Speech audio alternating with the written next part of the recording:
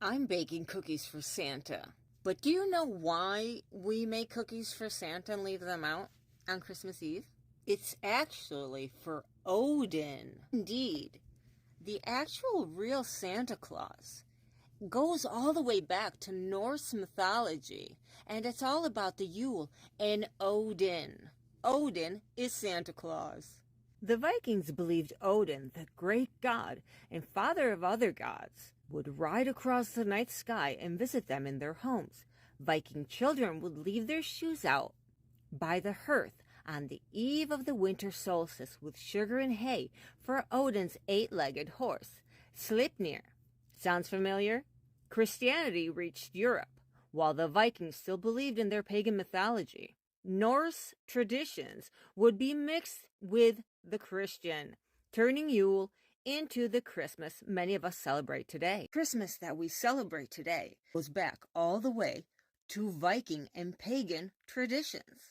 Children would leave out treats for Odin's horse, like carrots, and wine for Odin. Viking Santa did not want cookies. He wanted some vino. Indeed, as we look deeper, the Vikings had many themes that hold true today. They had a Yule tree, which inspired the later Christmas tree.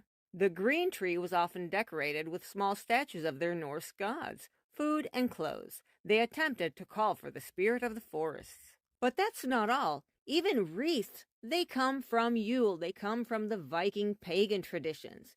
The Yule wreath was a giant wheel that the Vikings set on fire and threw down a hill to wish the return of the sun. It is theorized that the Yule wreath was the ancestor of the Christmas wreath on our doors today. The mistletoe we all kiss under? That's also Norse and pagan Viking celebrations. Mistletoe also had mythical importance.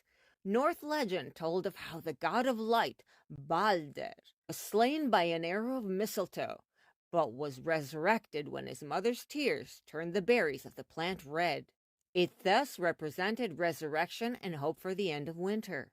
So far, Christmas, Halloween, and Easter are all from Norse pagan celebrations. They have nothing to do with Christianity or the Catholics at all. Once upon a time, we were all pagans. Our ancestors were pagans.